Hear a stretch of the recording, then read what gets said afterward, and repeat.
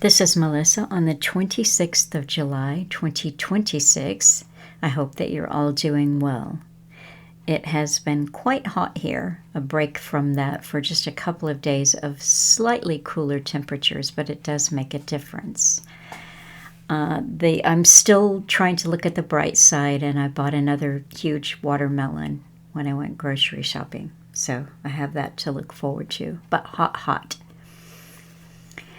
I chose a Redux today that was suggested by Prince when he sent me the seeds. He told me last week he sent a box of wildflower seeds and said, plant some flowers and be an individual and don't worry about other people. I don't think that's exactly what he said, but I think he said something like Alan was always here talking for the few, and he knew that, and he said that regularly. And I think that's true, and it is a good reminder. It is, because in our day-to-day lives, I know this is true. It's true for me, and I'm sure that it's true for you, that you're surrounded by people who have chosen not to be awake to most of reality. And therefore, in a way, they're not awake to any of it. And some people had an almost false sense of a wide awakening during COVID. They said, oh, people are seeing through the scams, but there were so many intentional landmines set in that field of awakening, that visualization that Alan gave us. You have to get across that field that has been deliberately and carefully mined with just crazy rabbit holes that you can go down and literally spend your whole life investigating things that, when, close up and myopic, they seem so important, but if you can pull back just a little bit, not so much. So Prince sent me the wildflowers and some suggestions of talks from Alan that I should listen to, several of them. And I've listened to almost all of them again in the past week and a half or so. And I chose a talk today from RBN Radio that is from July 23, 2013, and here is the title and the poem.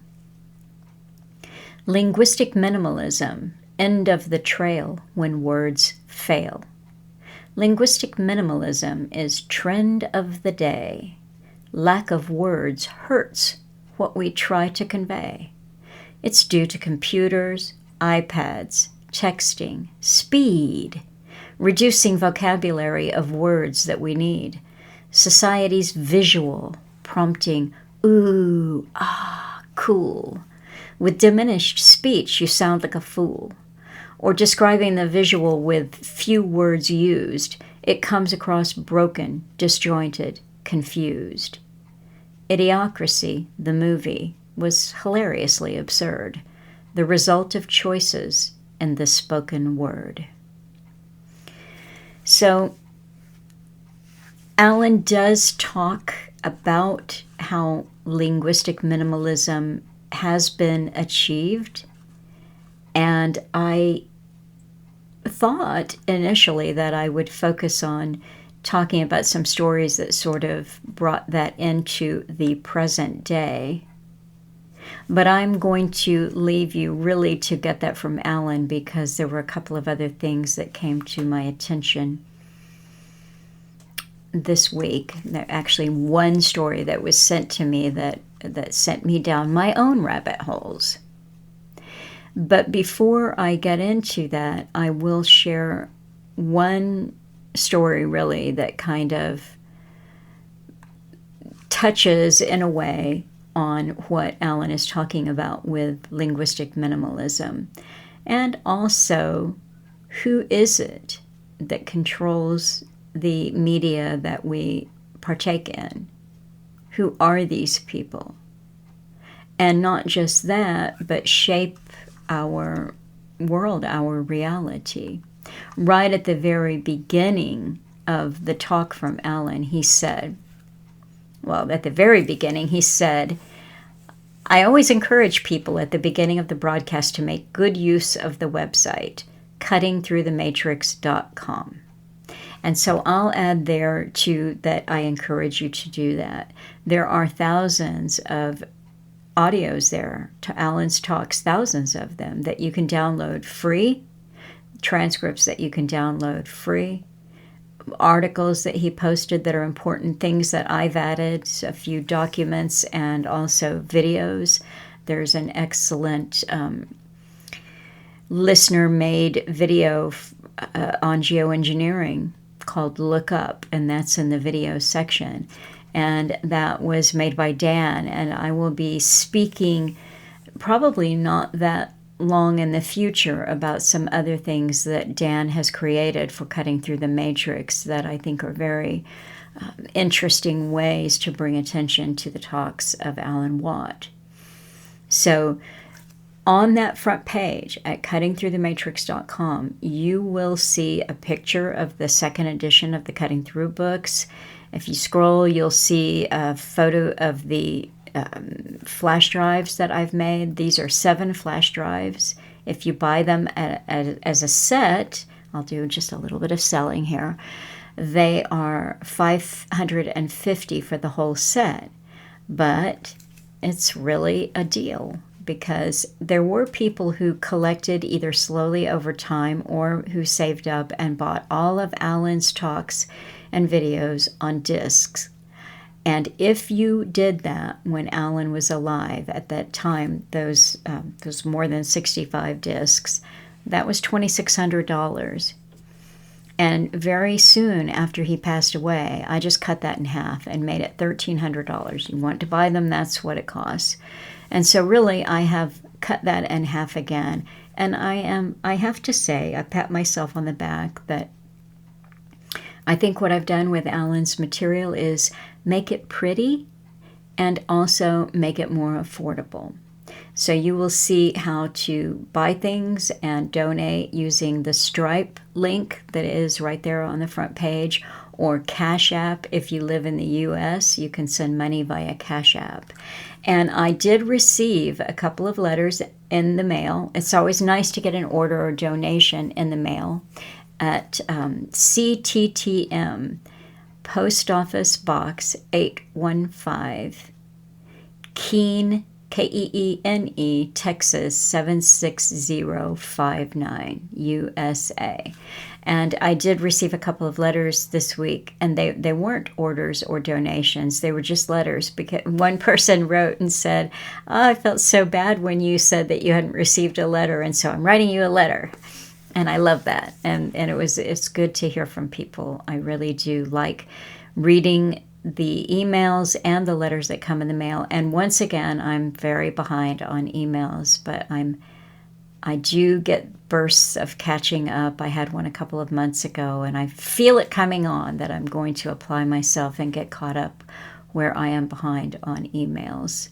So I thank you for your support. So after Alan said that he encouraged people to get into the website, cuttingthroughthematrix.com, he said, and you'll start to understand the system that you're born into, a system developed over 100 years ago that really planned a global governance system by the richest people in the planet of their day. They actually formed private foundations to make all this happen, and they've called themselves a parallel government. And then he goes on to describe that and how they use philanthropic organizations to achieve their ends. And so really, in a way, rather than talking about linguistic minimalism, I wanted to focus on that portion of it. But I did promise you that I was going to bring the linguistic minimalism into the here and now. And so this is from Fortune magazine. Peter Thiel and other tech billionaires are publicly shielding their children from the products that made them rich. This is from July 12, 2026. Despite building an increasingly screen-focused world, billionaire tech leaders are keeping their own children away from the tech they helped create. As far back as 2010, Apple co-founder Steve Jobs told a New York Times reporter his kids had never used an iPad and that we limit how much technology our kids use at home. Since then, the trend of Silicon Valley billionaires keeping their families away from technology has become even more pronounced, thanks in part to the rise of social media and short-form video. Excessive device use among children has grown more common in recent years as busy parents turn to screens to find some peace. The trend has accelerated so much that some young children accustomed to extensive screen time have been dubbed iPad kids. On average, children in the U.S. ages 8 to 18 spend 7.5 hours per day watching or using screens, according to the American Academy of Child and Adolescent Psychiatry. That's a full-time job, right? So, and all of those children aged 8 to 18 are in school, we would think. And that's another 6 or 8 hours. So, wow. So what that's really saying is they don't go outside. They don't have social interaction with their family, their parents, or friends, kids, new kids on the block.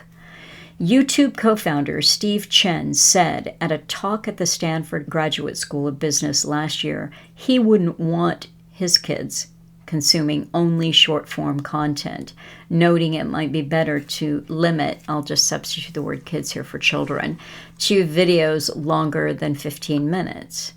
Short-form content equates to shorter attention spans. That's Steve Chen from YouTube. YouTube co-founder Steve Chen.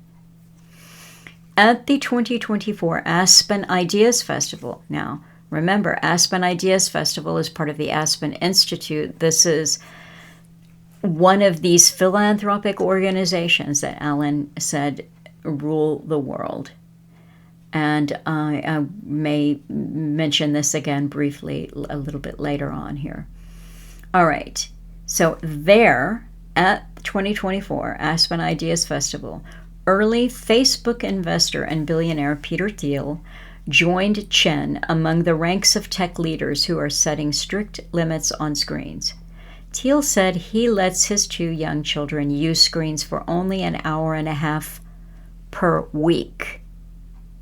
A revelation that prompted audible gasps from the audience.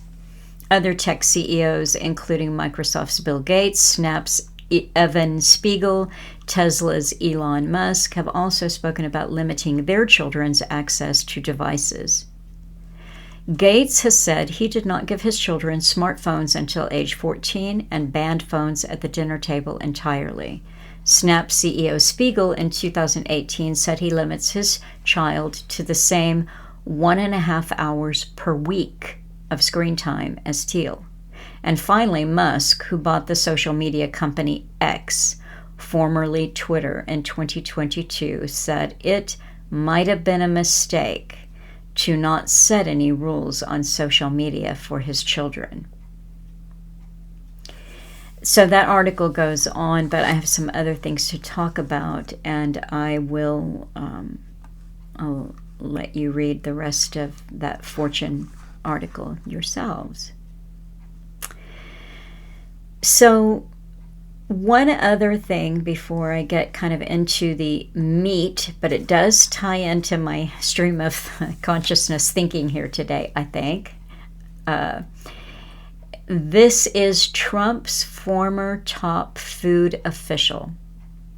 And this is from Politico, Friday, July 24, 2026. Cyclospora outbreak approaching catastrophic level. That's what Trump's former official said. President Donald Trump's former top food safety official is calling for an independent review of the federal government's response to a cyclospora outbreak that has sickened thousands of people this summer. This is a parasite that they said was coming in on lettuce from Mexico. So it's a feces-dwelling parasite. And we can thank NAFTA/USMCA for the fact that we have to have our food imported. This one deserves a lot of questions, and it is starting to approach a catastrophic level in terms of how mismanaged it's been on multiple fronts, said Frank Yiannis, who served as the Food and Drug Administration's Deputy Commissioner for Food Policy and Response during both Trump and former President Joe Biden's administration from 2018 to 2023. He pointed to the outbreak's magnitude, the widespread consumer confusion, and the lack of strong federal leadership, as well as what he described as uncoordinated messaging from federal authorities. This was kind of the point of why I wanted to highlight this article. Because in the talk that I'm replaying today, Alan talks about how people in so-called federal organizations, and you all have them in your country, you've got the equivalent, that go in and out of government and back into the private sector and into government. Why do they go into the government body? To bring about an outcome, a vote, a piece of legislation. So Yiannis served as 30 years in leadership roles at Walmart and the Walt Disney Company. But I think that his expertise, if you want to call it that, is very interesting. So at Walmart and the Walt Disney Company, he pioneered the use of blockchain and traceability technology to enhance supply chain transparency. Now, I've said it before, but I will say it again. When I started looking into Bitcoin and cryptocurrency, I realized very quickly that all blockchain roads lead to the World Economic Forum. This is a must-be for the future that is here, that we are in. Trackable, traceable. Everything must be transparent. So now I want to get to an article that was sent to me by a listener, and I thank him for sending it. This comes from Martin Armstrong of Armstrong Economics, and it is entitled The Rise of the Ellison Empire. This is July 24, 2026. And the graphic that Martin Armstrong supplies is very interesting because I didn't count them up ahead of time. But it shows Oracle and the Ellison family's media empire with the acquisition of Warner Brothers. Now, it's my understanding that this acquisition has been put on hold just a little bit. I think that it's paused, they say, until at least June of 2027. There was supposed to be a court hearing next month on this. So David Ellison is Larry Ellison's son. Larry Ellison co-created Oracle. I'll get back to that in a minute. And David Ellison had a film production company called Skydance, and then he bought, I don't know what his stake in, how the Paramount deal happened, but it became Paramount Skydance. And he acquired an awful lot of content creators and streamers, etc., etc. And now he is on a quest to add to that Warner Brothers Discovery. So that's on hold. But it's a huge deal that looks promising to happen. So this is back to the Martin Armstrong article here. And when you see, I'm just going to kind of focus on the news outlets that are owned by this. Now remember, some of this is future if the deal goes through. But some of these are right now, including TikTok, CBS, CNN, CBS News, et cetera, et cetera. I won't read them all, but it's a huge quantity of news outlets under that umbrella. Martin Armstrong writes, there was a time when America's industrial titans built railroads, steel mills, and oil companies. Today, influence is measured in data, artificial intelligence, cloud computing, media, and information. Few families illustrate that transformation better than the Ellisons. Larry Ellison built Oracle from a small software company into one of the world's largest technology firms. His background and rags to riches story are quite interesting.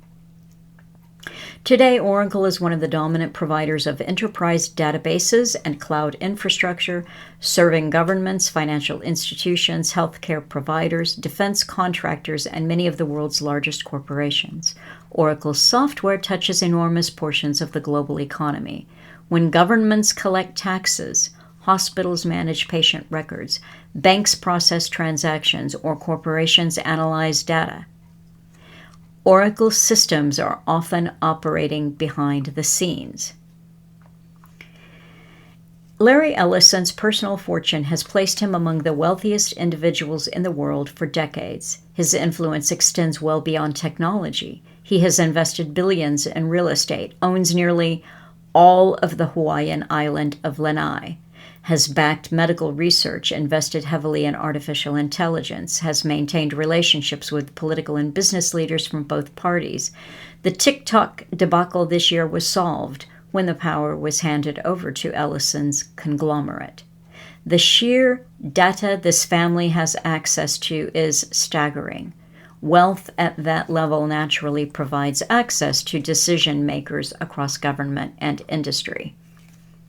Then we come to his son, David Ellison, who founded Skydance Media in 2010.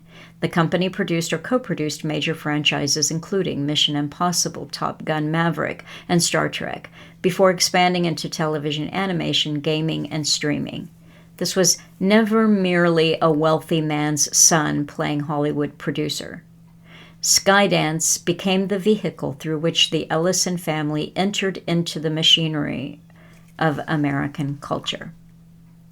So it goes on to talk about, and I'm not going to read this fully because I have a few other things that I want to get in here on the Ellisons and on media before I run out of time. But it's about the building of an empire here. And it's, Martin Armstrong is saying that there's no evidence that the Ellisons have committed any crime by merely owning the businesses. He said that misses the entire point. A concentration of power does not become dangerous only after someone is convicted. The problem is creating a structure in which a handful of unelected families can exercise more economic, technological, and cultural influence than entire governments. Okay. That is interesting, and it provides interesting information. But it's a fait accompli. It's a done deal. Alan points that out in this talk. He said it was in the 1930s. Let's just see if I can find it quickly here in the talk. The media is not there to help you, or the media would be filling you in on all the stuff that, for instance, I talk about. But that's not their job because, remember, all the big media moguls were set up a long time ago. I go back to the 1930s, even when Rockefeller got some of his friends together to do a survey to see how many newspapers in the U.S. alone they'd have to own to shape public opinion and for all the other newspapers to copy. And today it's much, much more. It's almost all of them pretty well. It's standardized news. And that is the truth. We get standardized news. So it is a done deal. But nonetheless, it is still interesting. And I think at a certain level, in a certain way, there's an importance to understanding who are these multi-millionaire billionaires really at this point, who set themselves up as a parallel government and control the way that we view reality, but are wise enough, like a snake, to understand that their children aren't going to partake in it. And it has been, as Alan Watt would say, donkey's years since I saw that horrible movie that I don't recommend by David Cronenberg called Videodrome. It was, ugh. But, Alan wanted me to watch it because there were some important things in there that I think he would like me to know. And really all I can remember of it, but I think it's one of those important nuggets worth knowing, is there was a kind of violent, pornographic, it was just a kind of an imagery that was so destructive to the psyche, totally addictive and terribly destructive. And so there's the media mogul at the top, and they're putting these images out on the what you'd call today cable streamers, broadcast. They're broadcasting this for public consumption. But one of the broadcasters, one of his underlings, high up though, has become addicted to it. And when the media mogul finds out, he said, "You're not supposed to watch that. We just supply that for the public, but we don't partake in that." And it's that would be an important one to ponder. So there are a couple of things that weren't in the Martin Armstrong article that I wanted to point out. And perhaps one of the most important things to me is this. Okay, Larry Ellison starts a company called Oracle. What is an oracle? An oracle is someone who gives prophecy or predictions or wise counsel. He predicts the future. It's even considered a kind of divination. Now, interesting, the word oracle comes from Latin orar, oratory, to speak, speaking. Linguistic minimalism comes not only from, I haven't read all those dusty old books. I'm not really a reader. Well, if you're not really a reader, hopefully you could train yourself to be auditory more than visual, because hearing is so important. It works in your brain very differently from seeing. And what you can learn, I listen to Alan. I make these little follow along videos because I know that there are people who like things visually, and I enjoy making them. Sometimes I find fun images but to hear has an impact on your psyche and your understanding that nothing else does. Children, why are they so good at learning foreign languages? It's not because they can read. They learn these foreign languages before they can read. It's because they can hear. And when people cease to speak to each other because they're glued to their device, then a whole way of learning is gone.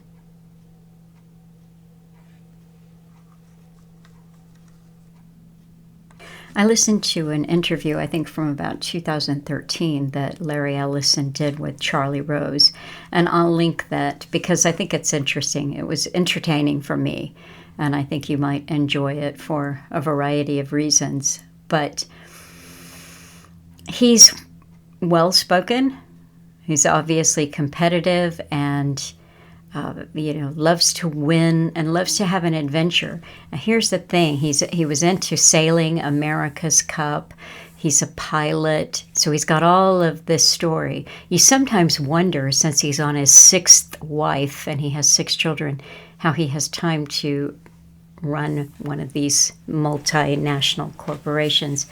Well, I guess he's retired now, but he's doing, he's got a handful of other things that he's involved with. But I always think that we're given these people, how much do they, what part do they really play in the creation of the product? Or are they just there as front people? But competitive sailing, pilot, a collection of houses, incredible houses. I think he owns the most expensive house in Florida. He owns 98 or 99% of the Hawaiian island of Lanai. And not just that, but most of the inhabitants of Lanai are now his employees. And some of them have tenancy agreements where if their employment ceases, they have to vacate their their rental property within 30 days of termination of their employment contract. So that's kind of interesting. I guess it's helpful to own your own island when you're hobnobbing with Benjamin Netanyahu. In 2021, Netanyahu, you may recall, was being charged with corruption and graft. And it says here in the Times of Israel, Netanyahu on vacation at island owned by Larry Ellison. And Ellison was a witness in Netanyahu's graft trial. And the ex-PM insists that he and his family are paying for trip to billionaires Lanai and Hawaii. And the transportation minister is also in the U.S. despite the government pleas against travel abroad. So this was, what month? August of 2021. And he was spotted eating at Nobu Lanai. And it drew a lot of scrutiny because Ellison was, again, prosecution witness there at the trial. Other reports indicate that Ellison offered Netanyahu a seat on Oracle's board of directors and provided assistance with his legal representation during this period. I think what happened is there was another Israeli, Arnold Milchan, who had a good lawyer for something that he was up on, and Ellison called Milchan and said, please drop your lawyer so that Netanyahu can use him. Go get another lawyer. And evidently Milchan agreed. So that's some powers of persuasion. So that's the father, Larry Ellison, co-founder of Oracle. The son, David, started Skydance Entertainment. Skydance, what is skydancing? Well, he too is a pilot, and that's a form of what you might call acrobatic, balletic maneuvering in the sky. And the first film that he produced, I don't remember the title of it, but it had to do with that kind of sky dancing thing, or acrobatic pilots. The sister, now he has 6 children, but 2 of them are by the third wife, I think, perhaps. She was number 3. And that is David and his sister Megan. Megan is an openly lesbian film producer who founded Annapurna Pictures. And she did Zero Dark 30, pure CIA propaganda. And Her, remember that where he falls in love with the artificially intelligent operating system? Okay, so that's the daughter, Megan. Now, why is Annapurna, the title, significant? Well, Annapurna comes from, I think it's a mountain range or the Annapurna range in the Himalayas that she liked to trek in. So she is a motorcycle collecting, motorcycle collecting lesbian. I don't know if she collects girlfriends or has a steady, but there you go. That's a quick overview of the family. I will link to an article here, How Larry Ellison is Quietly Shaping the Future of AI, Social Media, and Hollywood. This is from March of this year. But in his retirement, he has founded 2 major research institutions. There's the Ellison Institute of Technology at USC, University of Southern California, and then most recently, the Ellison Institute of Technology, Oxford in the UK. And that one is to focus on AI, robotics, healthcare, and food security. If you do listen to this older talk that he did with Charlie Rose on healthcare and data privacy, I think you'll be very interested because he was mocking people for their concerns about privacy. He's rattled off all of the things that you're willing to give up to get a credit card, but to have targeted health care or to save, 1,000,000 lives or even 100,000 lives or even 1,000 lives, you're not willing to part with health care data or let your data be centrally located. Well, that ship has sailed. We're there now. So a couple of other things here of interest. David Ellison, the son, after October 7, 2023, I stand with Israel. I stand firmly with Israel. He purchased the Free Press. So Paramount Skydance acquired the Free Press.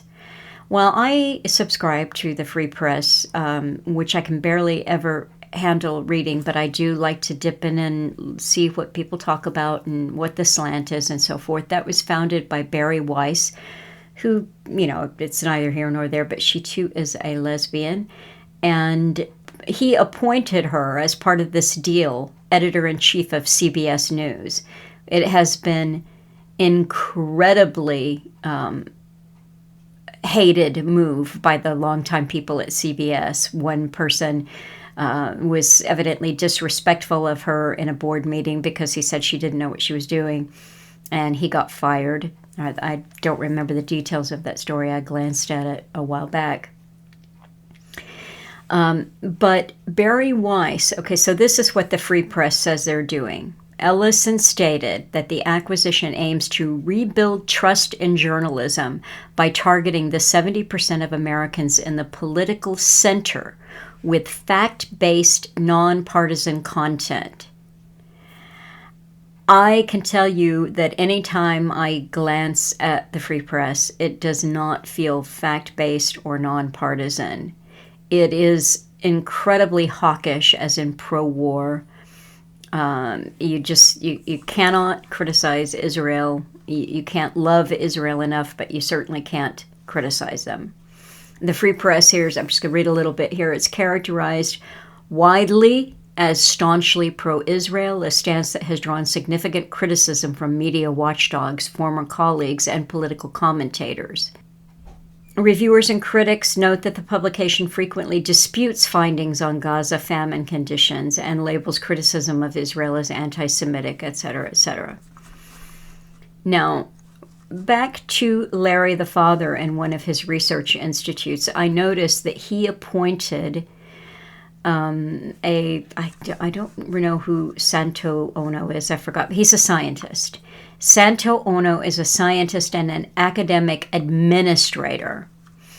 And I'm just going to look him up really quickly so I can find out where he's at. Okay, so it says he was former president of the University of Michigan, but I know he's had several academic appointments that were significant. And one of these appointments, it says he was the 15th president, University of Michigan, 15th president, University of British Columbia. That was 2016 to 2022. He is Canadian, I think Canadian, Japanese Canadian. And okay, so here's something here. Israeli-Palestinian conflict. October 10, 2023, Santa Ono condemned Hamas and called it terrorist through a campus statement. October 13 afternoon, around 300 University of Michigan students and community members protested outside the president's house, objecting to Ono's statement and criticizing Ono's views on Palestinian people, casualties, and forced displacement. Ono responded with an additional statement to the university community on the same day, reaffirming his stance. In November, 40 pro-Palestinian students were arrested during a sit-in demonstration outside Ono's office. In December, Ono canceled the Central Student Government's campus-wide voting on 2 resolutions related to the Israeli-Palestinian conflict. It goes on, but these are just interesting connections to the Ellisons. I will say, too, just an interesting aside, that his conversation with Charlie Rose, as I said, I found it so entertaining. And I thought to myself, wow, he's really believable. What a character. And believable is the kind of personality that could form all of this. He then said, just a few minutes after I had that observation, he said, well, it's taken me years, but I finally acquired the veneer of charm. I tell you what, these psychopaths or these psychopathic types, I don't know. I haven't seen his doctor's write-up on the makeup of his mind, but it's quite entertaining. He also gave me another good laugh there, where he was talking about that he had the personality to start the kind of business that he started. He'd always bucked tradition, college dropout, et cetera, et cetera. And he said, I like to quote Mark Twain, an expert is just someone from out of town. I have to look that up and see if Mark Twain actually said it, but it's pretty good. And then just as an aside, Charlie Rose was, he was Me Too'd. I guess he mea culpa'd and said, I did it, I feel really bad. But he lost his, his interview forum of decades because of Me Too accusations. So that is, it's like I say, it's entertaining. But what do we not get in any of the articles I've shared with you so far? Oracle, the shadowy tech giant in league with the CIA and Israel, with Alan McLeod. Now, the thing about Oracle is that the company that he was working for as a very young man had a contract with the CIA to develop, a kind of the relational types of databases, or maybe, IBM was doing it at that time, and maybe the contract with the CIA was just databases in general. But the story goes, the foundation myth goes, that he read a paper, I think it was something out of IBM, on relational databases and said, we can do that. Well, the company that he was working with at that time had a contract with the CIA, and the project that they were working on for databases was codenamed Oracle. And he asked, can I use that name for my company? And they agreed. So what is not openly talked about often enough is that his first contract, his first job was a CIA contract, and his first job with his own company was a CIA contract. So I guess we just go from there.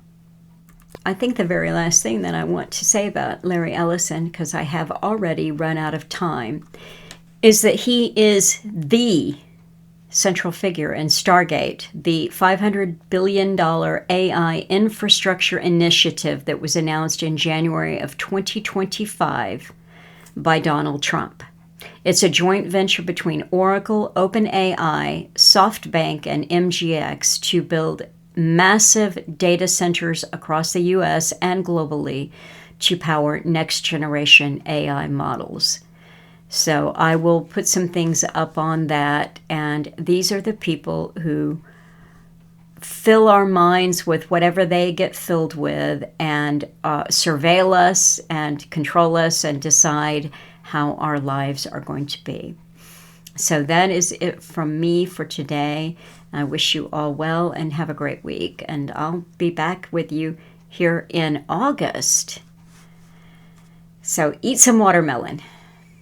Hi folks, I'm Alan Watt, and this is Cutting Through the Matrix on July the 23rd, 2013. I always encourage people at the beginning of the broadcast to make good use of the website cuttingthroughthematrix.com, and you'll start to understand the system that you're born into, a system developed over 100 years ago that really planned a global governance system by the richest people on the planet of their day. Actually, they formed private foundations to make all this happen. And they call themselves a parallel government. And in Britain, of course, where they started off, they call themselves the Royal Institute for International Affairs. And branches across the world are also often called Council on Foreign Relations. Every European parliamentarian is also a member of it too.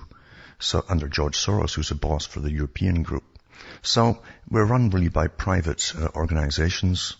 They call themselves philanthropic organizations. They have their own think tanks. They advise governments across the world on policies in so many different areas. And the public have no idea that most of them even exist or how things really work, and still think they're living in some kind of democracy.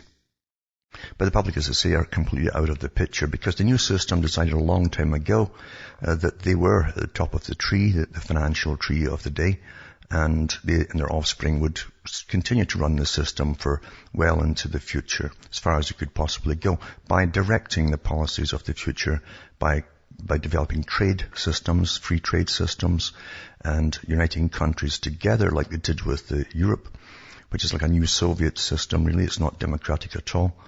And also bringing in private enterprise into its proper place, where international corporations would really supersede governance, as I like to call the word governance. And we have that today. As countries are going bankrupt, private corporations are going in and buying up everything, including islands off the coast of Greece and elsewhere in Europe. And all the private, public-owned utility systems are all getting sold off for peanuts to foreigners too across the world. So go into cuttingthroughthematrix.com and help yourself, because I go through the system in quite good detail. And it is documented. It's not a conspiracy theory at all. It's out there and from their own writings too. And I use a lot of the writings from Professor Carol Quigley, who was the historian for the Council on Foreign Relations, with access to their archives, because they have their own version of history where they fill in all the blank bits that everyone else leaves out. Remember too, you bring me to you. You can help me tick along here by getting the books and discs at cuttingthroughthematrix.com. And I go through the art of the techniques that are used to manage masses of people, herds of people, as they call them, at the top, and empires, etc. So from the US to Canada, remember, you can still use personal checks to order. You can send cash. You can use PayPal. You can use international postal money orders from the post office to Canada. And across the world, you have Western Union, MoneyGram, and PayPal. Straight donations are seriously welcome, because it costs a lot to do just what I'm doing here. And it's really just more than just a 10 or 12 hour job per day. It's your life, basically, because you have to go behind all the stories to find out what's really going on and why things are going on. And I've gone through a lot of their agenda so far. You can always tell what's coming up, because if you follow their big foundations and their publications, they tell you what they're going to do next, including where the wars are going to happen too, because they have their eyes on resources. 50 years ago or more, they talked about having resource wars. And this is what you're going through today. There's other reasons for it too in the Middle East. But we're going through resource wars as countries grab share the loot, basically, the oil and so on that's coming out of the ground in these countries, getting rid of the established governments that they have under various pretexts, of course.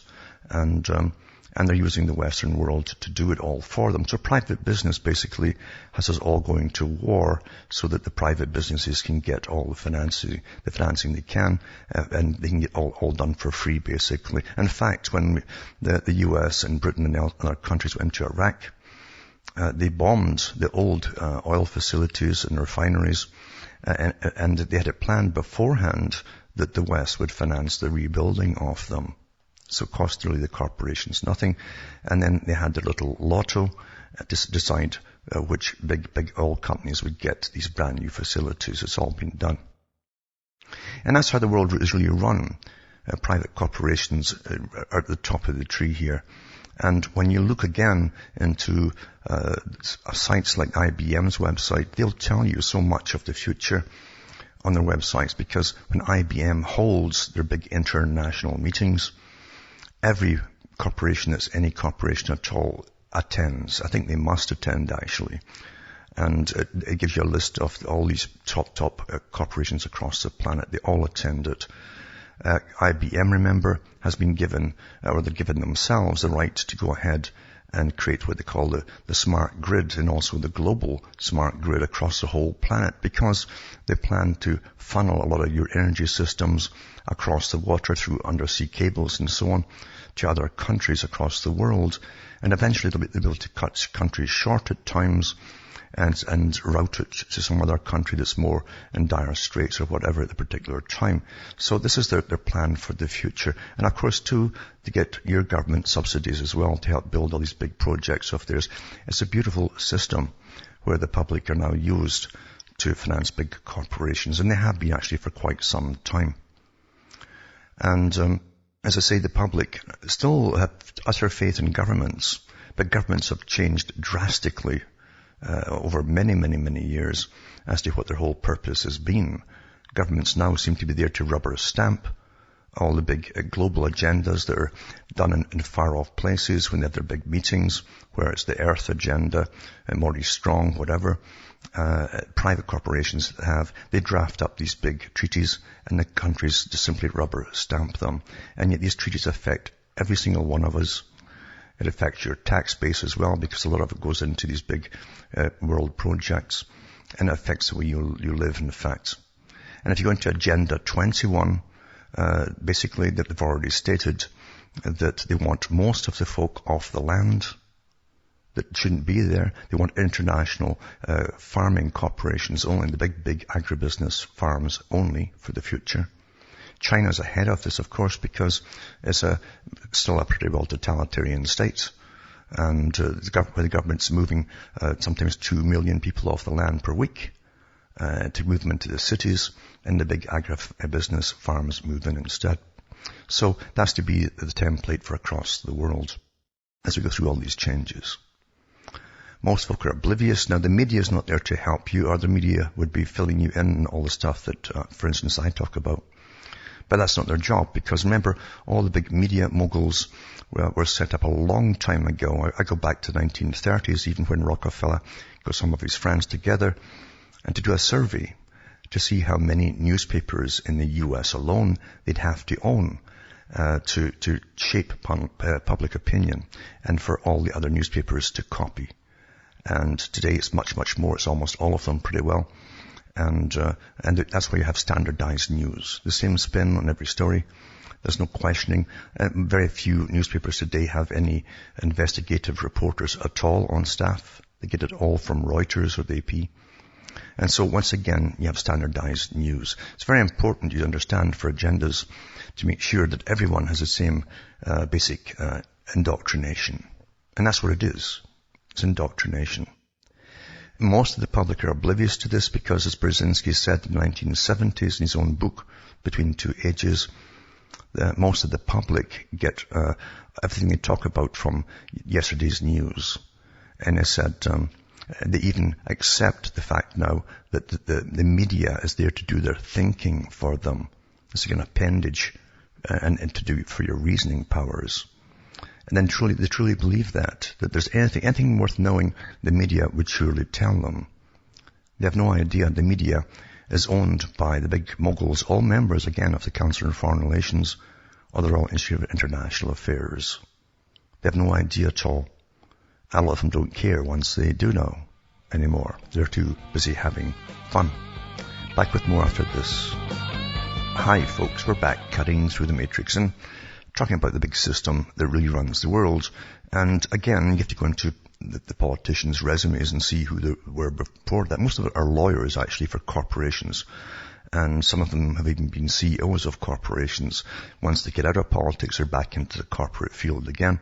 And that's how the business all works. It's all to do with business, basically. We know that certain organizations that government have set up to take care of us, to take care of food, for instance, and so on, or food and drugs with the FDA in the US, is staffed with often people who've been big pharma, for instance, or in the big agribusiness like Monsanto. And so really their allegiance is to the private companies they've just come out of. And often they go back in. There's one woman, in fact, who's been working with the FDA, who's been back and forth with Monsanto into government, US government, 5 times. Back and forth, back and forth, back and forth. So every time they want something changed in the law, they put in their troubleshooters, and that's how it works, folks. So it's all it's a panacea for the public, you might say. And the public think they're being taken care of. And every country's got their own versions of this as well. The same thing too, when politicians get out of office, you find even prime ministers in Canada often get directorships on maybe 10 to 20 different boards. They don't have to even attend these things, but they also get so many stocks and the shares and so on in corporations. for the good work they did when they were in government. Well, good work for whom? For the corporations, especially to do with free trade, etc. This is how the thing works across the world now. Now, we also find out, too, that they give us more petty things to argue about at the bottom. That's what the media gives you now. In fact, since the Ellison inquiry in Britain and the one in Australia, all the Commonwealth countries in Britain, you can tell that a switch has gone off in the media. It's like that they're telling us nothing but trivia. Even the mainstream are giving us trivia stories like the old tabloids were giving. They're all the same now. And there's a reason for that, because none of them want to talk. They've all been given their orders not to talk about certain things. Even shy away talking about all the wars in the Middle East and the upcoming ones and so on. And they're obeying their orders, obviously, because news today is full of trivia from mainstream. And some of the stories are meant to get you kind of angry and all the little people arguing amongst themselves. They're called emotive topics, you see. There's nothing you can do about them. It's that they're singular incidents of things, and what's happened has happened, but it's meant to get you angry. Should this have happened, or should it not have happened, etc., etc. So they fight amongst themselves, but that leaves the politicians alone, you understand. So that's how things really work. Some of them are kind of interesting, mind you, too, because there's one article here as an example of this. It says, outrage. Whenever I see outrage, I always say, well, who's outraged? If the public don't know, they're not outraged at all. And often they don't know about anything until they're actually told, like this article tells you. It says, over accused Fort Hood shooters, $300,000 pay. He's still being paid, the guy who did the shootings. So they're spurring legislation, it says. For the nearly 4 years since Army Major Nidal Hassan allegedly gunned down more than a dozen American servicemen, U.S. taxpayers have continued to pay his salary to the tune of around $300,000 so far. But new legislation called the Stop Pay for Violent Offenders Act and introduced Monday in the House of Representatives would authorize the military to suspend pay for Hassan and other members of the military for any capital or sex-related offenses. And I'll tell you, my mind works in odd ways. I immediately jumped to politicians. And I thought, it's a pity we couldn't do the same with them once they're out of office, eh? You know, politicians in most countries only have to get 5 years in, regardless of their age, 5 years. And they get a full index-related pension that goes up per annum even if they've left 20 years ago, it keeps going up to match present politicians' income. And the full drug coverage and all that kind of stuff. But 5 years is all they have to put in to get a pension for life. Isn't that something? I mean, that's something we should all be arguing about too. Now, this guy killed troops in a base in the U.S. What about the politicians that got all the wars going so far? How many people have they killed? And are they getting well paid for that too? Some of them are even having big speaking engagements across the world and raking in thousands of bucks per talk. It's quite something, isn't it? It's all how you perceive things, you see. But see, this is the article that they back to. One guy, Major Nidal Hassan, gunned down more than a dozen American servicemen. Now, everybody, other little people will be arguing about, oh, this is terrible, disgusting, so they've got to do something about that, you see. And so, it says, current law allows the military to suspend the pay of civilian employees, but an army spokesman or person told ABC News last month it cannot stop paying Hassan, who's still officially in the army, at his usual pay grade unless he's convicted. Hassan has admitted to shooting his fellow soldiers, saying in June, November 5th, 2000, an attack on Fort Hood, Texas, was done in the defense of others, in his case, the Taliban. Hassan has repeatedly refused to enter a plea, so earlier this month, the military pleaded not guilty for him. So most people will argue about that, but they're not going to argue about all the politicians that have had us go to wars. Wars which really were all rigged, as we all know. And the British papers that came out later, that Tony Blair, for instance, the one-man band, is the only guy who wanted the war because he was in on the big agenda. He wanted the war. He himself confabulated lots of reasons to go to war, of course. And just like the US, he wanted only the radical ideas from his little advising group to give, so that they could go to war. Is it possible these guys are arming, etc., etc.?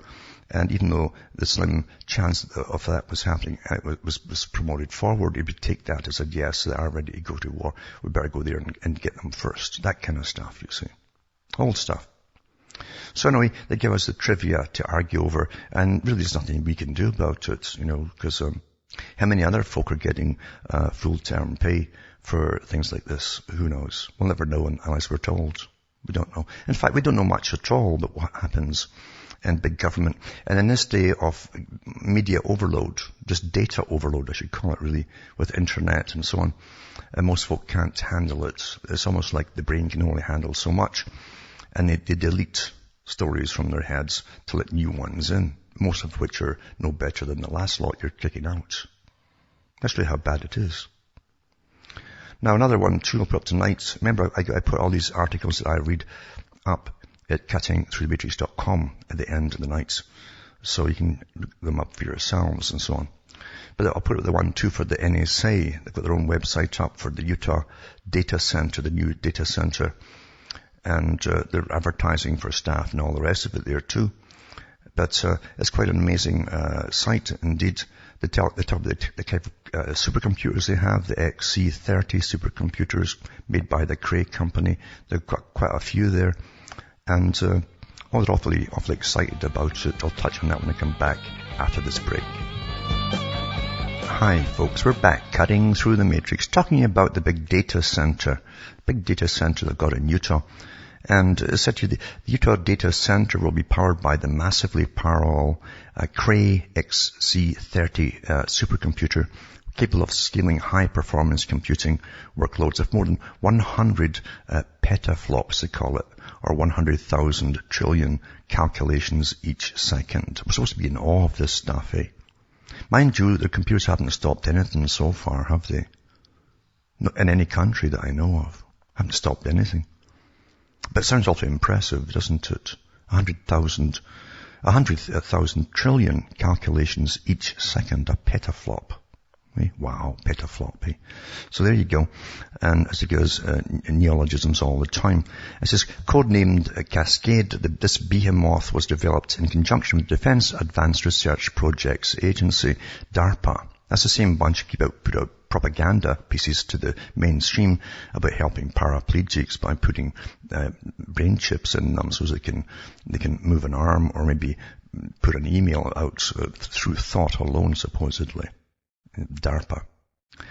And it said here that they go through the advanced encryption standard 2 algorithm, use worldwide to encrypt electronic data on hard drives, email systems, and web browsers. And they go through that too. So they're awfully impressed with themselves, I can tell by the article here, which of course is a PR article naturally. But they've got a whole bunch of plants set up there. There's more to be completed before 2013 is over. And they're awfully impressed, as I say. And they're looking for people to work there, exciting jobs, etc., 24 hours per day, all that stuff. So, that's for really observing not just all Americans and Canadians and pretty well the world is what it's about, really intercepting all messages, as we well know. But most folk accept it too, and they say, what can you do?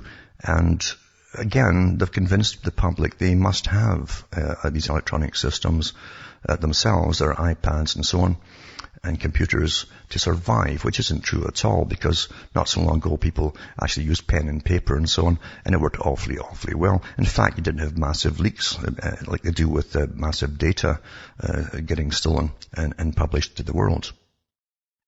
Also, too, it's interesting how George Orwell talked about the big agenda, because in his 1984 book, of course, which was initially called The Last Man, but his publisher wanted to change it to 1984, reversing 1948 when it was first put out.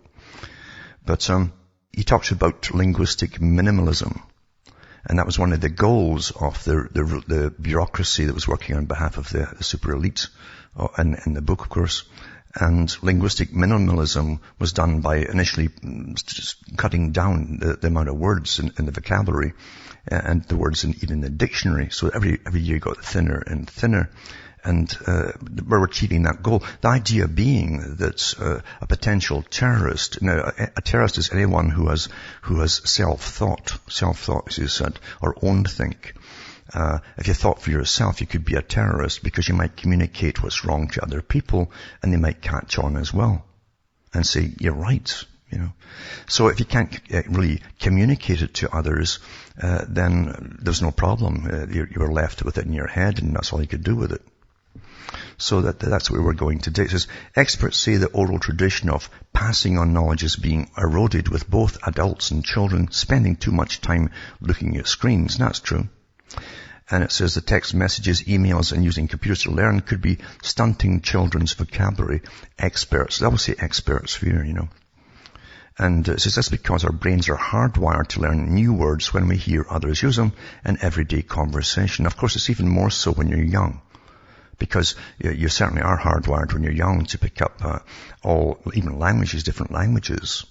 And if you know people who've moved to country with their children, they can often speak 3 or 4 languages they just pick up just like from the ether almost. It's just so easy for them. Anyway, it says, but learning with smartphones, tablets, and computers instead of listening to a teacher or parent means young people are not being given the chance to hear a wide range of words, the experts say. They claim the oral tradition of passing on knowledge is being eroded, with both adults and children spending too much time looking at screens. Marco Catani of the Institute of Psychiatry, King's College London, said, we have less time to talk to each other, and our children are taught through devices. Actually, the children can be in the same room or sitting around a table in a restaurant, and then they just text. They don't even talk to each other. They text to each other. Amazing, eh? Anyway, it says they have access to the internet, iPhones, mobile phones, and tablet computers. They're visual rather than auditory, so it's likely they'll end up with a lower average number of words than previous generations.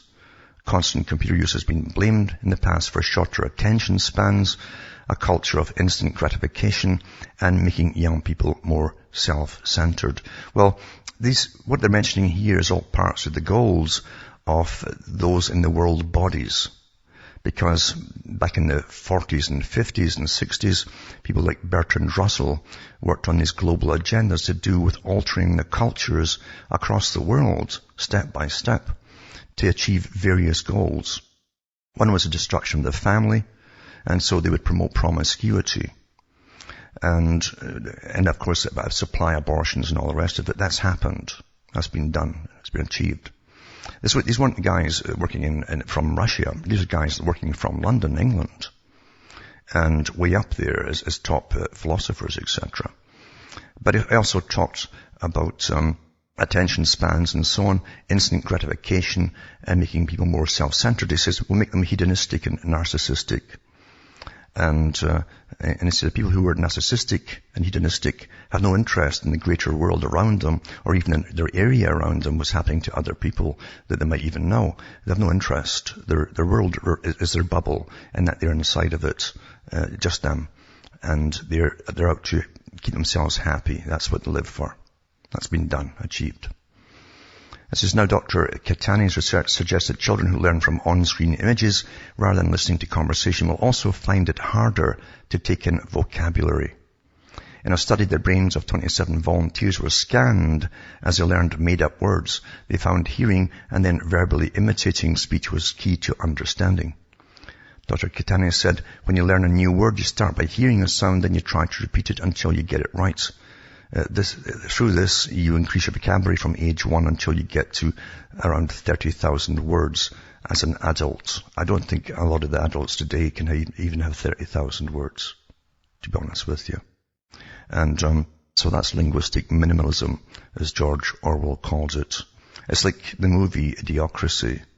That's where we're getting to. And this is all intentional too. Because you understand, the big boys who plan the global agendas and even decide what kind of technology they're going to allow the public to have has to serve the elite's purpose first, not the public's. If it didn't serve the elite's purpose, you would never have seen the computer. But they knew this would certainly alter society, and it has. Tremendously. They think through everything before they make the first move and give you something. Anyway, it says the scans revealed that one brain area, the arcuate fasciculus, was very important in the learning process. The bundle of nerve fibers links two regions tied to language, one that hears and decodes sounds, and one that moves the mouth to form speech. They found volunteers who had a stronger arcuate fasciculus found it easier to learn new words. Once words are familiar, they're stored in other parts of the brain. The thing is, too, you have to keep using them in conversations from then on. The findings reported in the Journal of Proceedings of the National Academy of Sciences show listening, repetition, and conversation are critical to learning language. And that's true. But it says the information it could shed new light on disorders from autism to dyslexia and all the rest of it. Anyway, the fact is, it's going down generation to generation. Now remember, to attention span definitely has gone down, but that was happening already with television. And those who work in television and movies and so on, and Hollywood, are all perfectly aware that children who are brought up watching cartoons from an early age, for instance, you'll notice the cartoon shots now don't have any more than about a maximum of 15, that's even too long, 15 seconds of two characters talking to each other. They have to keep moving. And if the child, part of that was to hook the children on it, by the way, because the children know that if they look away for a minute or a second and look back again, they've missed part of the story. It's intentional. So we're manipulated in so many ways the public are completely oblivious of, but those who run our minds are perfectly aware of, indeed. Also, this article here is interesting to an extent, minor interest. Nothing will happen about it.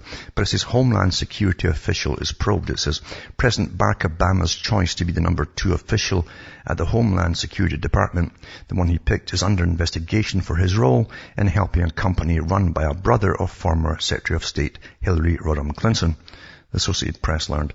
So Alejandro Mayorkas, director of the U.S. Citizenship and Immigration Services, is being investigated in connection with efforts to secure an international investor visa for a Chinese executive, according to congressional officials briefed on the investigation. The officials spoke only on the condition of anonymity because they're not authorized to release details of the probe. So anyway, Mayorkas was named by Homeland Security's Inspector General's office as a target in the investigation involving the foreign investor program run by USCIS, according to an email sent to lawmakers on Monday. The IG's office says at this point they can't really tell you yes or no or so on, or if they found anything.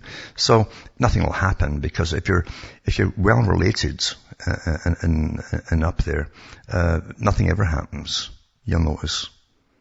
This is just business as usual. And it is business for all these characters involved. It's business. In fact, I've said for so long that people in governments today are rather open about it in a way. To them, it's just a big business. It's their own personal business.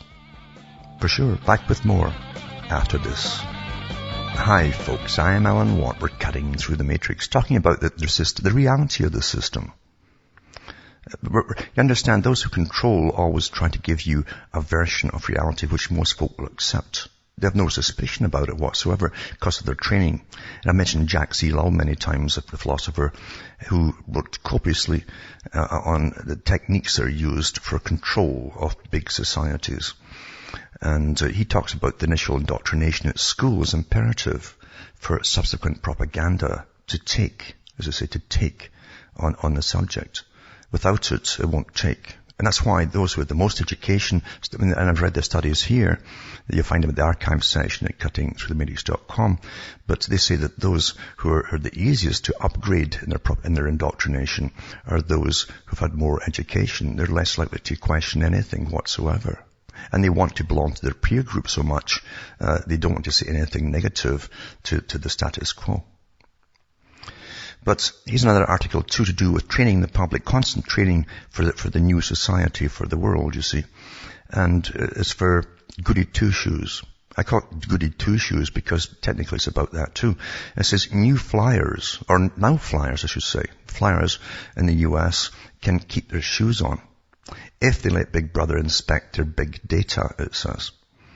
And it says, now all US citizens can apply to speed through the airport screening if they don't mind contractors potentially mining their social media posts for signs of threatening behavior.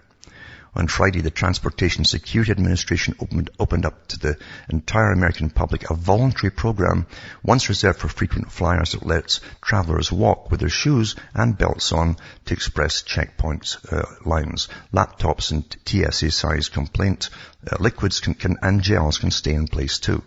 Body scans are still required. And it says, and if to enroll to get onto this list, you expect it to cost $85. So you pay to get permission to do mass data searches on you. As in the loss of privacy, you get that too. You agree to lose all privacy. The TSA is weighing a contract that will hire private screeners to parse an applicant's consumer data such as web browsing histories for signs of danger before admission into express inspection programs. TSA pre-screening is one of the expedited aviation screening initiatives, and the agency is researching a further expansion of expedited physical screening to understand how pre-screening processes conducted by non-governmental entities, that's third parties, can enhance aviation security by placing more focus on pre-screening individuals, states a January call for industry demonstrations. And the agency officials said April they aim to finish evaluating the concept by the end of this year. Under the plan, a company would aggregate biographic and biometric non-governmental data elements to generate an assessment of the risk to the aviation transport system that may be posed by a specific individual, it says.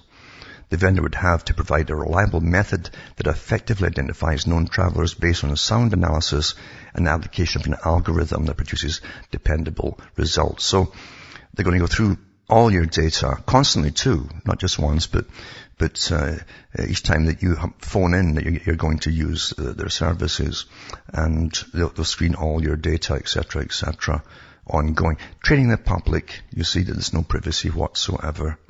And the more impatient people will certainly are being trained all the faster, I guess. That's how it really works, isn't it?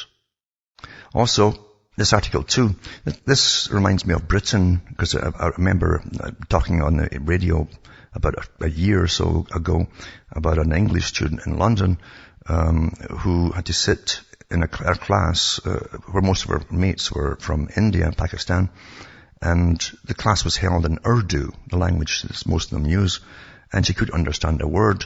And when she asked if she could be excused from this particular lesson, she was up on charges of racism for requesting to be excused for having to listen through this, when she hadn't a clue what they were talking about. Here's Arizona now. It says, Arizona nursing student suspended as bigot. Actually, it was I think the F word was used, an F bigot, for requesting class in English language. And it says that nursing student attending Pima Community College in Arizona was suspended from class and subjected to accusations of bigotry when she asked that the course she paid for be conducted in English. The student is called Terry Bennett, who's age 50. Initial complaint in April to school officials because she said the Spanish-dominated discussions in her classroom were preventing her from learning. Town Hall reported. The college nursing program director, David Kutzler, then allegedly called her a bigot and an expletive, a swear word, and suspended her. Because he won't be hit for hate speech there, of course. The student in response filed a lawsuit claiming the college wrongfully suspended her.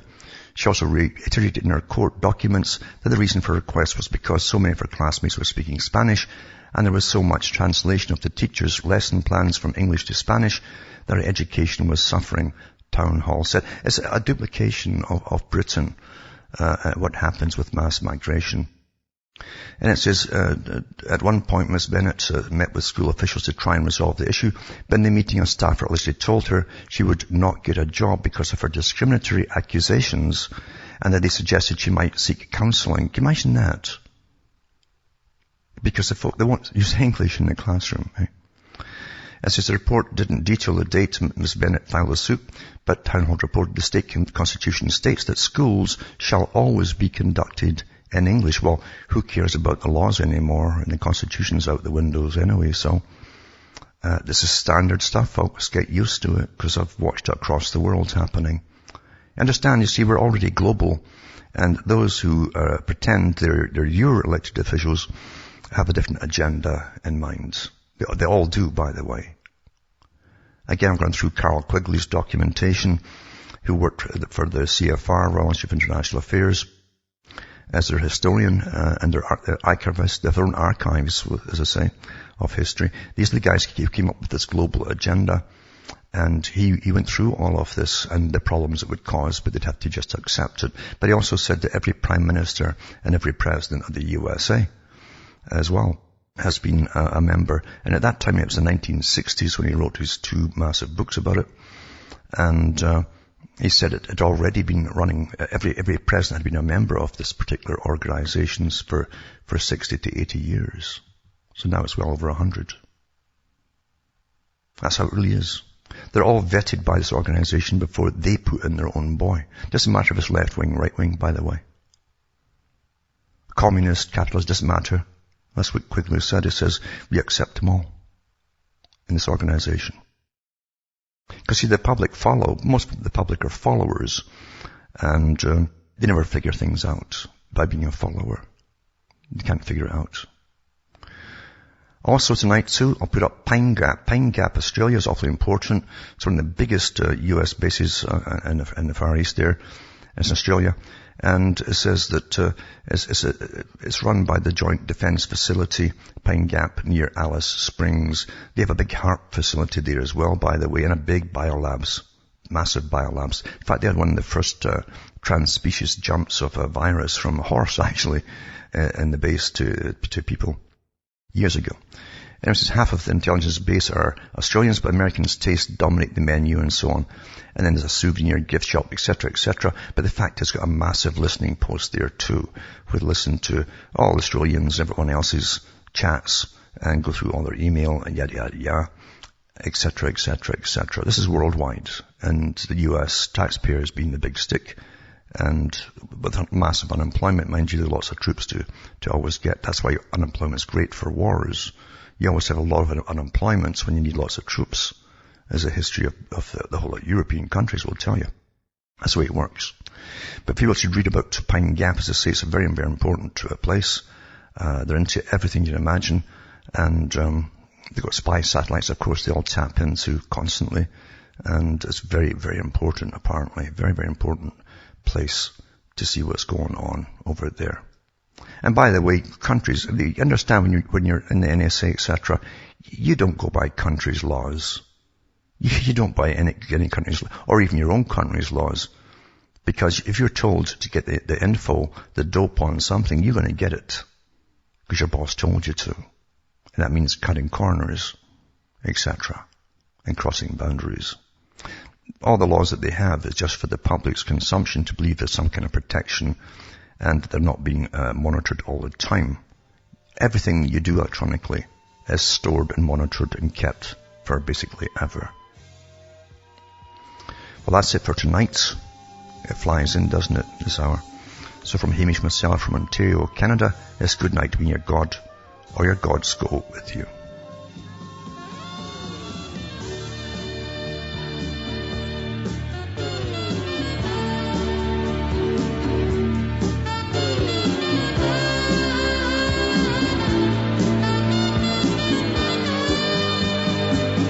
Years ago, I said, well, what will they do now? What will the military-industrial complex do now that the Cold War is over, they said? Well, it's going to change its way and go into surveillance. And that's where their money would be, in high-tech surveillance of the populace. So there you go. Right? From defending you, because they're there to defend you, you thought, right? to surveilling you and selling it all to government by lobbying. And it's disgusting.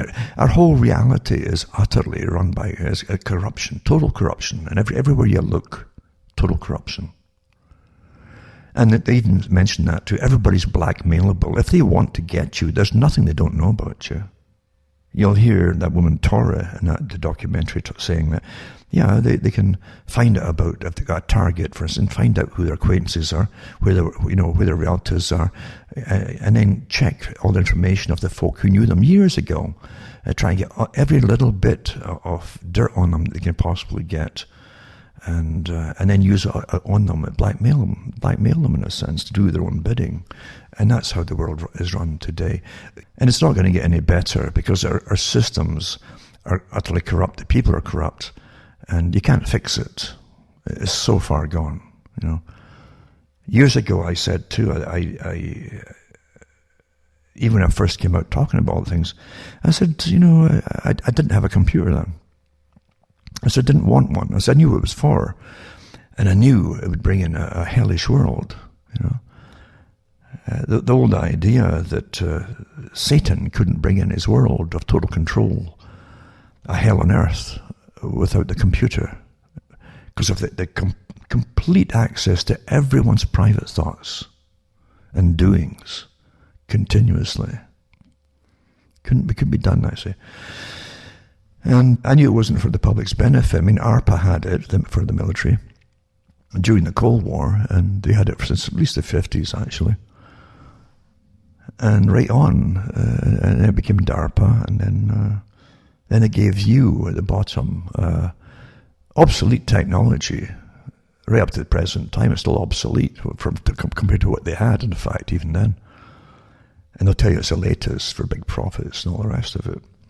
But it was all designed from the beginning to get all your information from you, including the big Google machine, the big massive intelligence operation that even ran their MySpaces and things. I think it did even mention that in a documentary. I think they mentioned that in the documentary about how they did a lot of startup companies themselves. And it's all to get folk to start dishing out their private information, which they would then acquire, you see. It's a morass out there of overlapping agencies, and both governmental and private agencies and private contractors, as they like to call themselves too, that work for them.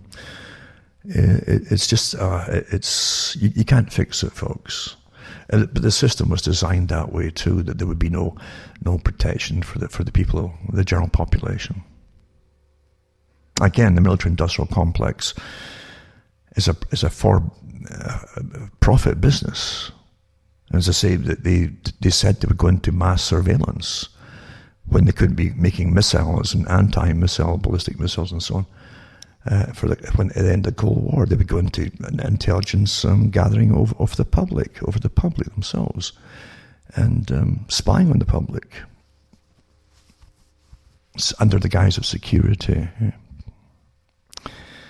Can't be fixed. So sad, but that's the way it is. I said years ago too, many years ago, I said that don't throw away your little photocopiers, even though they can trace where everything comes from, because you don't see it, but there's actually a number which is available under certain lighting of every photocopy page that you make of any machine, because they can trace where that comes from too. That's how much we've been spied on, even before we were given access to the personal computer. What I call that personal is your personal computer, and I've got privacy on my personal computer. All your anti-spyware systems are parts of agencies too, working with them to get all your information. As you scan everything, it's getting sold off again, even if you pay for the program. It's so sad, isn't it? The corruption everywhere. But you got to stop and say, well, wait a minute here. How do we get this far if humanity was so corrupt? And it's a good question. And most folks should come to that point and say, oh, how do we even get this far? It's because you had checks and balances before. You had cultures that often, even if you were weaning off of Christianity like the West was, by force actually, as they tried to elevate science above religion in order to dominate you more efficiently, you see. You got to understand that they knew where they were going to take it. But at least, even if it was waning, Christianity was waning, you had your moral guidance from it. Whether you liked it or not, it was there. There were rights and there were wrongs, you see. These are moral moral things which you grew up with. You knew when you were doing something wrong. Personally, I believe folk know when they're doing something wrong anyway. I really do, But when you enter a materialistic system, an ex-moral society, or ex-moralistic society, into materialism, which is what you've all copied, and that was well explained in Political Punnerology. Excellent read. I mentioned that many years ago, where the psychologists and psychiatrists in the Soviet Union era looked at their own politicians and compared them with the West and found out what they had in common, and they came out with the idea that they're psychopathic, and of course they are. But they also found out you can give, like the West, you see, it was always to do with the decadent West. They had copied materialism because they threw Christianity out the window and copied another group of big business people whose whole life is business, money, materialism.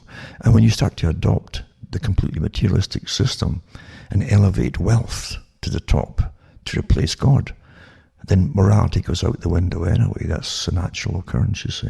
And that's what's happened. And it's all through the strata of society and all through your institutions. It's just greed is phenomenal. Right down to people talking about celebrities. What's a celebrity? It's someone who's given a lot of publicity by the publicity makers who own the system. Like the machinery that makes you pop stars or rock stars or whatever it happens to be. They're made. It's not because they've got a special talent that nobody else has got. It's because they're made to be. And they've been doing that for years and your whole life long before you were born. That's how they've made these stars. Just like vaudeville, for instance, and basic theatre in Britain. If you went back into the 1800s, you had these nice little, actually, I like some of the old theatres that retain some sort of the old style, where actors and actresses went on stage and they did their thing, but they weren't paid a lot of money. In fact, they were looked down on to an extent because it wasn't like a real job, you see. And they often were, because they would break the rules of society, even in their acting. You had to show you what you did in acting. Then the women were looked upon as being rather gauche, gauche, and or loose, as they used to say, or fast. I guess is another term they used. Rather fast, and so loose morality was looked down upon by the general population. And they weren't wrong, actually. Often they were. The people they liked their drinks and drugs too, even then. But then once the big money folk came in and took over the whole industry of entertainment, morality immediately went out the window even further, to a real nosedive, and they elevated them into stardom. Well, now they're stars, you see. The folk who just acted bit parts here and there and got big money for it.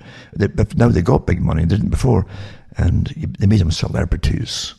And of course the idea of stars is important because you follow the stars. This is the idea. There's somebody's now, and whatever idiocy came out of their mouths would be parroted by lots of people through magazines, etc. And then they'd start to copying what they were being told in the magazines. Because these were famous people now, and I'll be like them now, you see. And so much of it was targeted at women. 97%, I remember giving the talks years ago, of the magazines, right up into the 1980s and 90s in the US, were targeted to women.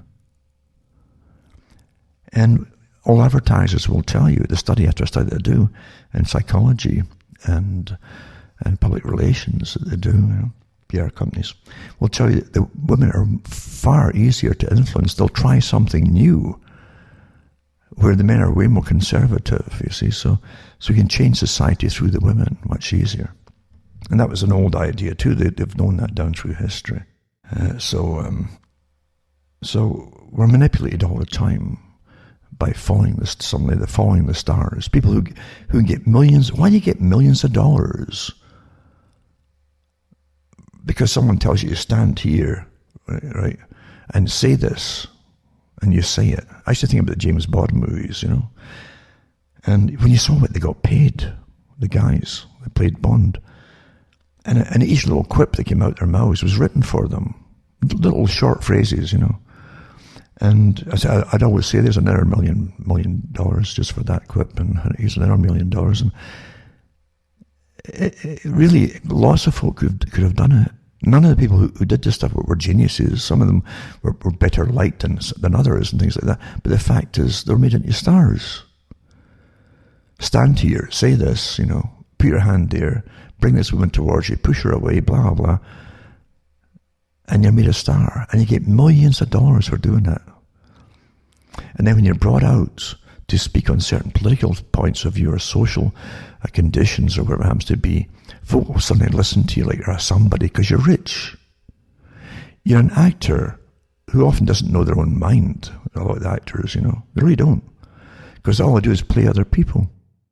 But and that's what George Clooney and Angelina Jolie, as you also made a member of the Council on Foreign Relations, along with Clooney and a few other ones too, brought on board by them because the public will follow them and take their opinions more seriously because they're actors and well known. Think about that in itself. It doesn't say much about us at all, does it? That if a Clooney says it, an actor, simply because he's well known and he's made famous, right? Meaning wherever you look, you read his name, but by the machinery that makes him, suddenly you're going to start to, well, he said it, and he's a decent guy. You don't know the guy. You never met him. But you think he's a decent guy. And so therefore he's probably right about this topic that I haven't really looked into. So you adopt his opinion. Very easy, isn't it? And that's the way it goes.